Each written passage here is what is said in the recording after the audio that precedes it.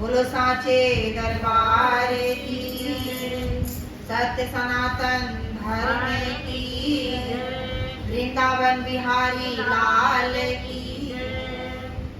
परम पुरुष गुरुदेव जी, शाश्वत शांति निधान।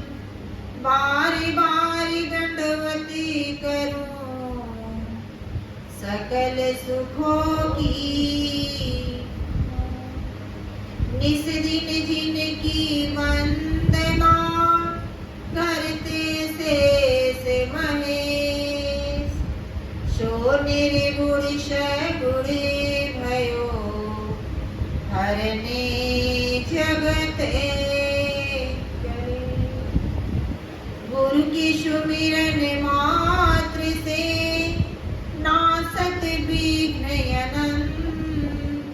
तात सर्व आरंभ में आवत है सब संग।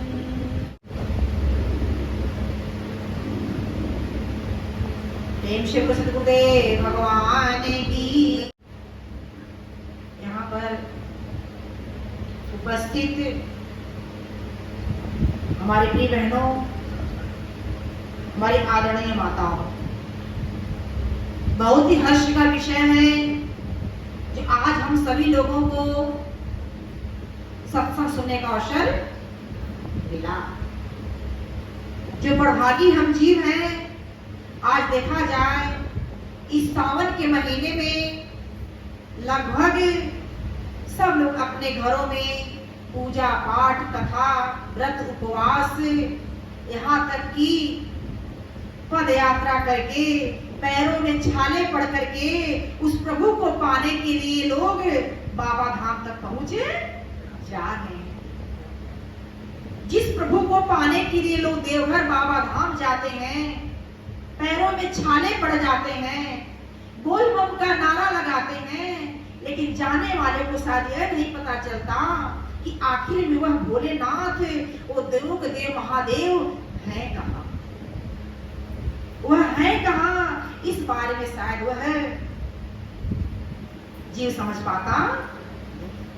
सौभाग्य है जब तक हमारे जीवन में सत्संग नहीं मिलेगा, संतों का संग नहीं मिलेगा, हम यह नहीं जान सकते कि हमारे जीवन का उद्देश्य क्या है, जीवन का लक्ष्य क्या है।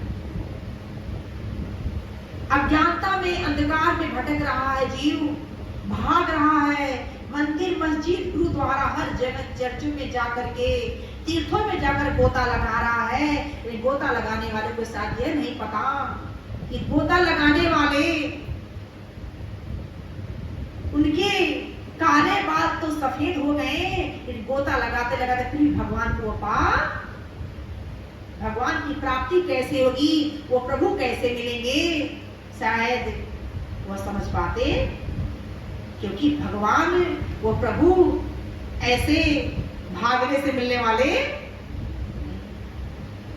जिन्होंने पाया अपने अंदर पाया। कहाँ पाया? अंदर कब पाया? जब उसको अंदर का राह दिखाने वाला कोई मिला। और वह राह हमें कहाँ से मिलता है? सत्संग से मिलता। कहाँ से मिलता है?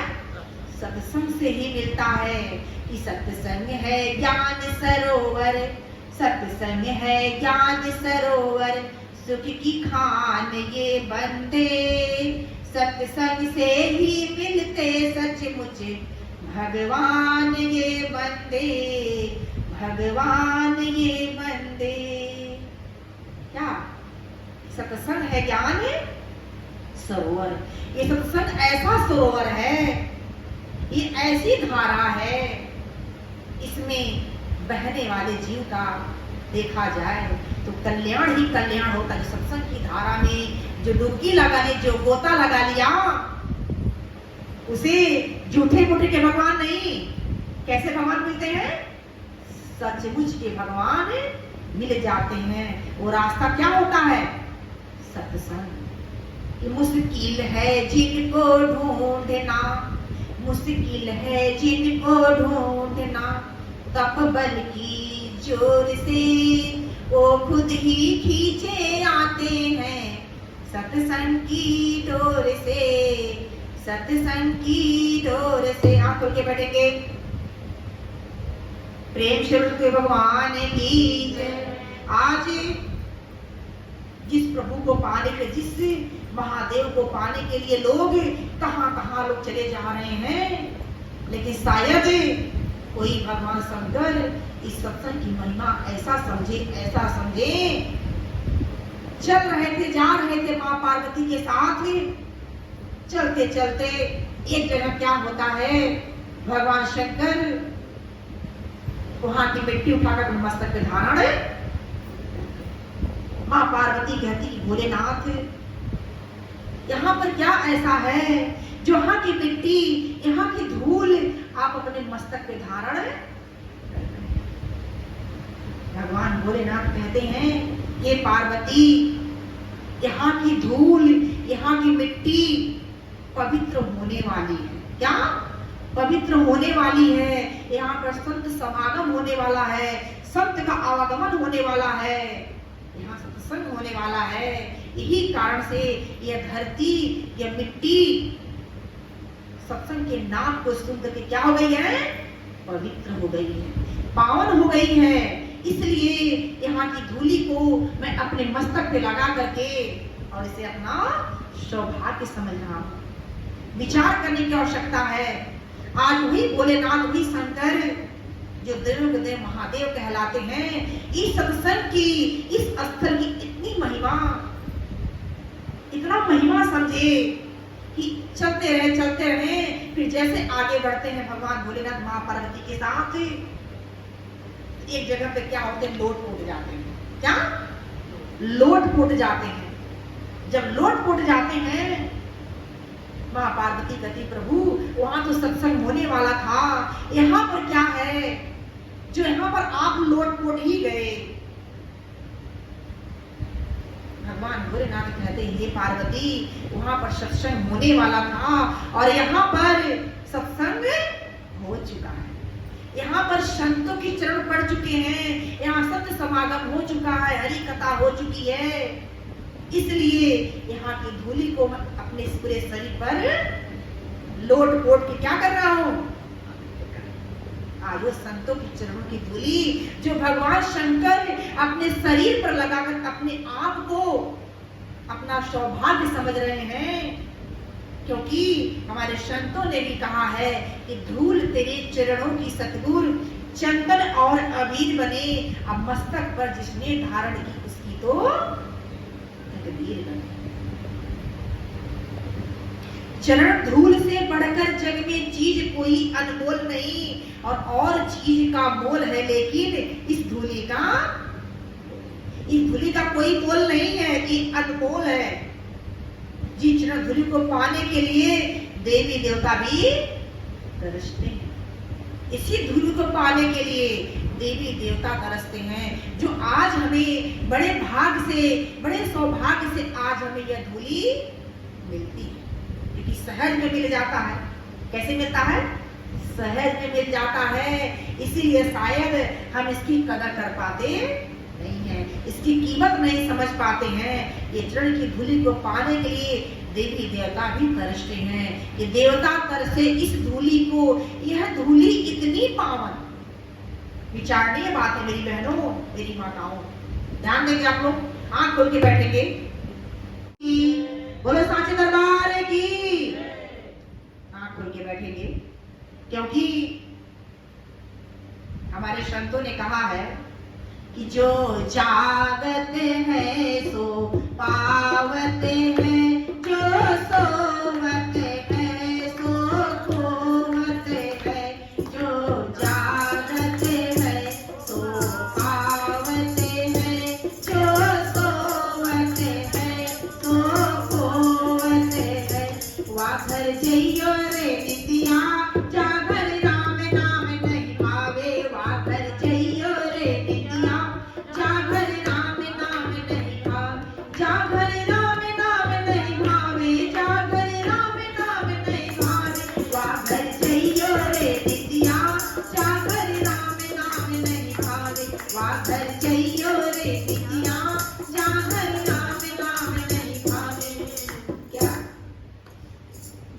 गली में लागल चोर बटोहिया क्या सोवे। चोर जाते कब घुसता है, सोने वाले के घर में चोरी होती है। यहाँ पर भी जो आप जिस पूंजी को, जिस धन को इकट्ठा करने के लिए आए हैं, यहाँ भी चोर घूम रहा है, लेकिन ऐसे ऐसे नहीं आपके पास आएगा। जब तक आप उसको बुलाएंगे नहीं वो आ सकता, हम ही उसको बुलाएंगे क्योंकि स्थान मिला है उसको। वो कौन है? निंदिया। कौन? निंदिया। उसको स्थान मिला है। यह स्थान भगवान राम स्वयं दिए हैं। कब दिए? जब भगवान राम कुंभकर्ण को जो मार देते हैं, ये निंदिया शिकायत लेकर पहुंचती है किसके पास? भगवान राम के पास। भगवान राम से कहती है निंदिया, हे प्रभु, आपने तो मेरे प्रीतम को मार डाला, आपने तो मेरे साथ बहुत बड़ा अन्याय किया। आप धर्म के लिए इस धरती पर अवतार लिए हैं, मेरे साथ अन्याय हुआ है प्रभु। भगवान राम कहते हैं, हे निंदिया, मैं तुम्हारे साथ क्या अन्याय किया हूं? अन्याय वह किए है प्रभु, आपने हमारे प्रीतम को मारा। अब आप यह बताइए, आप मेरे प्रीतम को मार दिए तो अब मैं जाऊं कहां?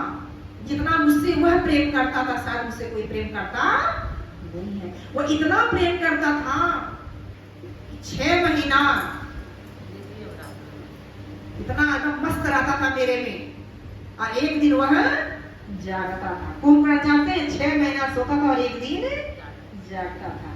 निंदिया कहती कि हे नाथ, वो मुझसे बहुत प्रेम करता था, उससे ज्यादा कोई आज तक मुझसे प्रेम नहीं किया, ना आगे करेगा। अब आप यह बताइए, मैं जाऊं कहां? मुझे कोई स्थान दीजिए, वहां पर मैं जाऊं। भगवान राम कहते कि हे निंदिया, तुझे स्थान दे रहा हूं, बैठ सभा में, मिथ्या बोले निंदा करे पराई। भगवान राम कहते कि हे श्री निंदिया, जो सभा में बैठकर मिथ्या झूठ बोलता है, पराई निंदा करता है, दूसरे की निंदा करता है। निंदा करना भी पाप होता है। निंदक नियरे राखिए आंगन को पिछवाड़, बिन पान बिन साबुन के निर्भर करते। निंदक आपका हित ही करता है, आपका हित ही करता है। निंदा करने वाला ना सबसे बड़ा हित ऐसी आपका होता है। संत कबीरदास जी कहते निंदक नियरे राखिए, निंदा करने वाले को नियरे नजदीक रखिए। आंगन कुटी, अगर बस चले तो उसके लिए आंगन में अपनी कुटी छवा दीजिए, ताकि वो रात दिन आपकी निंदा करे, ताकि सारा पाप है आपका भूल जाए, आपको कुछ करने की जरूरत है। ध्यान देंगे आप लोग, पाप और पुण्य दोनों बढ़ता है। जैसे पाप बढ़ता है, ऐसे पुण्य भी बढ़ता है। हमारे अपने कर्म से बढ़ता है। जैसा हम कर्म करते हैं वैसा हमको ये सब मिलता है, क्योंकि हमारे संतों ने कहा है कि कर्म प्रधान विश्व रचिरा, जो जस करे सो तस फल चाखा। कर्म की प्रधानता है, कर्म की प्रधानता। जैसा हम कर्म करेंगे वैसा हमको फल मिलता। आज नहीं तो कल, आज नहीं तो कल मिलेगा, जरूर मिलेगा। ये कर्मों की खेती है, जो आज हम बोए, आज हमको मिला है, अगर आगे नहीं बोएंगे तो हमको आगे मिलने वाला नहीं। हमारे संतों ने कहते हैं कि बोईबा बबुरा का खाए के अनार ना मिली, अब भैया मन ही के दरिया 12। ये मनुष्य का जीवन बार बार मिलने वाला नहीं। हमारे संत कहते हैं ये मनुष्य का चोला जो है ये बार बार नहीं मिलेगा, एक बार मिला है, वो परमात्मा की दया से मिला, प्रभु की कृपा से मिला, एक बार मिला है। इस जीवन को पाने के देवी देवता भी तरस रहे हैं, देवी देवता भी सोच रहे हैं कि हमको यह जीवन मिले, ताकि मैं उस प्रभु की भक्ति करके और अपने आत्मा का कल्याण। इसी मनुष्य चोले में ही उस प्रभु को जान करके, प्रभु की भक्ति करके हम अपने आत्मा का कल्याण कर सकते हैं, जो और कोई कर सकता। देवी देवता आपके लिए सब कुछ कर सकते हैं, मनोवांछित फल आपको देंगे, लेकिन जब तक आप उसके लिए कुछ करेंगे नहीं, वो अभी देने वाले नहीं है। वह देते हैं लेकिन अपने लिए वो कुछ कर सकते नहीं है। यही कारण है भगवान राम कहते हैं कि बड़े भाग्यवान नो से तन पावा असुरी दुर्लभ सद ग्रंथ ही गावा। भगवान राम कहते हैं कि बड़े भाग्य से मनुष्य का जीवन मिलता है। सुर दुर्लभ है, जो देवताओं को भी क्या है, दुर्लभ है। देवी देवता भी शरीर को पाने के लिए तरस रहे हैं। आज जिस देवी देवताओं के पीछे मनुष्य भाग रहा है, वही देवी देवता इसी मनुष्य चोरी को पाने के तरस रहे हैं। आखिर में बनता क्या है जीवन में? तो आगे भगवान राम क्या कहते हैं कि साधन धाम मोक्ष करे द्वारा, अपाय न जेहि परलोक समारा। ये जो मनुष्य का जीवन जो है साधनों का धाम है, मोक्ष का, मोक्ष के दरवाजे पर बैठे हैं। अगर इस बार नहीं अगर पार हुए, याद रखिए कि इसी में कैद करके, इसी में कैद होकर किसी बंधन में बंध करके, कर्मों के बंधन में बंध करके फिर जन्म पे जन्म लेना पड़ेगा। जन्म भर का चक्कर लगा रहेगा अगर हम अपने जीवन का उद्देश्य लक्ष्य पूरा करते नहीं। इसलिए जब करके बैठेंगे, भगवान राम कहते कि हे निंदिया, जो सभा में बैठकर झूठ बोलता है, कपट करता है, छल करता है, चोरी करता है, चंडाली करता है, जुआ खेलता है, शराब पीता है, इतने भी बुरे कर्म करने वालों के पास तुम चले जाना। निंदिया कहती प्रभु आप तो ऐसे ऐसे स्थान, सारे ऐसे ही ऐसे स्थान दिए, ये कुछ तो ऐसा स्थान दीजिए जहां जाकर मुझे भी सुकून मिले, जहां मुझे भी जाकर शांति मिले, जहां मुझे भी जाकर संतोष मिले। अब भगवान राम विचार करते हैं कहां पर सबसे ज्यादा शांति है, कहां पर सबसे ज्यादा सुकून है, कहां पर सबसे ज्यादा संतोष है। मेरी माताओं, मेरी बहनों, यह सत्संग हमें संतोष देता है। क्या देता है? संतोष देता है। और संतोष से बढ़ करके समझ लीजिए कुछ भी नहीं है।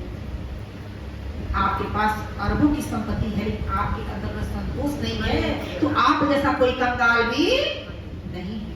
अगर संतोष हमारे अंदर है तो हमारे पास गोधन गज धन बज धन और रतन धन खान, और जो आवे संतोष धन सब धन दूर समान। जो संतोष का जो धन हमारे पास आता है इसी में मनुष्य सबसे बड़ा सुखी होता है। लेकिन देखा जाए तो आज हाय हाय लगे हुए हैं कि भागा भागा फिरे बंदे धन ही के ध्यान में, दफ्तर दुकान या बाजार या मकान में। हमारे शब्द कहते हैं कि माया में भुलाया माया तुझको चलेगी, और माया के दीवाने माया संग ना चलेगी। ये माया संग जाने वाली नहीं है, सब कुछ यहीं पर छूट जाएगा, कुछ भी संग जाने वाला नहीं है। इस दुनिया संसार में हम अकेले आए हैं और यहाँ से हमको अकेले जाना है, कोई भी साथ जाने वाला नहीं, अकेले आए हैं इस धरती पर। जो भी कुछ मिला हमको यहीं पर मिला, और यहीं पर हमको छोड़ करके जाना है, कुछ भी साथ जाना नहीं है। इसी जीवन की रफ्तार में, इसी जीवन के सफर में, ये जीवन के बारे में रेल के समान है। किसके समान है? रेल, ट्रेन, ट्रेन देखे है ना, रेल के समान है ये जीवन। तो भैया ये रेल है, और कभी पैसेंजर, कभी ये पैसेंजर बन जाती है, कभी क्या होता है मेल हो, मेल लेने के लिए रुक जाती है। जब तक दूसरी गाड़ी नहीं आती है ना, उधर से पता चलता है उधर से गाड़ी आ रही है और रास्ता और नहीं है, तो यहाँ पर खड़ी हो जाती है, घंटों घंटों इंतजार करती है मेल करने के लिए। क्या? मेल करने के लिए। ऐसे ही हमारा आपका जीवन है, कभी पैसेंजर बन जाती है, कभी सुपर फास्ट बन जाती है, कभी मेल लेने के लिए, मिलने के लिए खड़ी हो जाती है। लेकिन बस चलती दो पटरी पर। कितने पटरी पर? दो पटरी पर। कि सुख दुख के पटरी पे दौड़ लगाती है और मंजिल तक हमको पहुंचाती है। हमारी बहनों, हमारी माताओं, तो कब तक इस श्वासों का, जब तक इसमें तेल है, और कभी पैसेंजर, कभी, जब तक इस श्वास रूपी तेल हमारे अंदर है तब तक तो यह गाड़ी भाग रही है, चल रही है। जिस श्वास रूपी तेल खत्म हो जाएगा, कि जब तक तेल दिए में बाकी जगमग जगमग हो रहा, जब गया तेल बुझ गई बाकी, ले चल। चार जने कंधे पे उठाए, क्या करने के लिए? तुझे जलाने के लिए। अरे कुछ तो समय निकाल हरि गुण गाने के। संत कहते कुछ समय निकाल लो हरि गुण गाने के लिए। ये जीवन सुंदर मिला है, जीवन बार बार मिलने वाला एक बार मिला है, बार बार मिलने वाला नहीं है। तो जग करके बैठेंगे, सुंदर जीवन मिला है। जिस संपत्ति को पाने के, जिस सुख शांति को पाने के लिए आज यहाँ पर बैठे हैं, उसे कम से कम हम पालें।